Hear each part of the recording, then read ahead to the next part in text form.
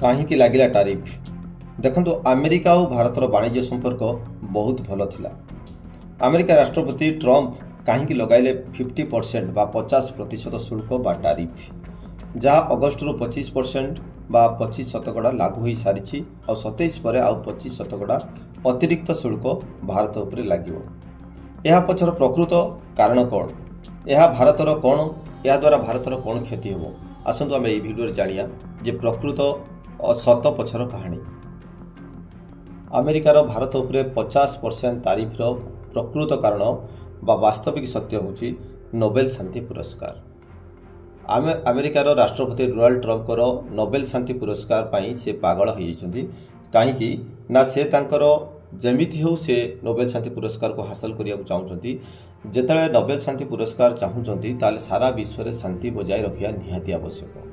सारा विश्व में शांति बजाय रखापी यूक्रेन रूस युद्ध बंद होगा निहाती जरूरी।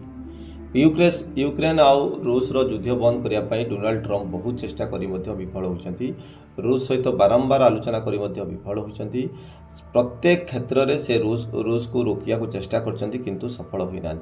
सी चाहते जे भारत रूस को कही युद्ध बंद करू बा भारत द्वारा रूस यूक्रेन युद्ध बंद करने को, किंतु जेहेतु बारंबार असफल होती तेणु भारत उपरे से चाप प्रयोग करने को चेष्टा कर चाहते जे रूस ठारू भारत तेल न किणी आम ठारू तेल किणु, जहाँफल रूस तार इनकम सोर्स बंद हो। भारत हूँ सबुठारू माने विश्व में वाणिज्यर गोटे बड़ केन्द्र कहीं पॉपुलेशन बहुत अधिका।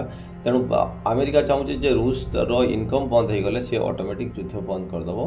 तेणु सी चाहूँगी जे भारत रूस ठारू तेल न किणु, जेहेतु भारत लगातार रूस ठारू तेल किणुची तेणु बाध्य होई से भारत उपरे 50% टारिफ लगाई। जदि 50% टारिफ लगा जाए तेणु भारत आउ रूस ठारू तेल किणियो ना, तेणु युद्ध आपे आपे बंद हो। किंतु अन्य पक्ष देखा गले भारतर बहु पुरातन बंधु हूँ रूस। जिते द्वितीय विश्वयुद्ध समय अमेरिका भारत सहित युद्ध करने को प्रस्तुत होता से समय रूस तार युद्ध जहाज को आनी जे भारतर समुद्र तटर जो रखीदेला युद्ध जहाज को से अमेरिका और भारत सहित युद्ध करने को प्रस्तुत है ना। तो तेणु यही सब नोबेल शांति पुरस्कार पाई डोनाल्ड ट्रंप बर्तमान पागल हो जाती आईपरी से भारत उपरे तार इनकम टैक्स अधिक लगाउछन्ति। द्वितीय कथा है भारतर कौन क्षति हो।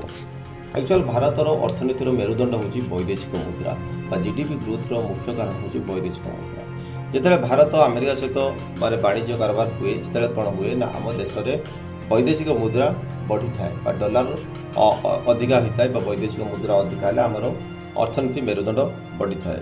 जदि भारत उपरे 50% टारिफ लगे ताले अमेरिका सहित जो भारत उत्पादन होता जिनस अमेरिका को जापर ना बा बहुत व्यवसाय जो मैंने बिजनेसमैन जो मैंने नौकरी से को इच्छा प्रकाश करेंगे ना, तेणु वैदेशिक मुद्रा हार कमिज तेणु आम अर्थनीति दुर्बल हो पड़ो। ये गोटे गला। तो से तृतीय कथा हूँ जदि अमेरिका और भारतर संपर्क खराब हम ताले भविष्य में कौन हम जिते युद्ध हम भारत पाकिस्तान हुए तो अमेरिका पाकिस्तान को तार युद्धास्त्र जुगेदेव जहाँ भारत उपर भारी पड़।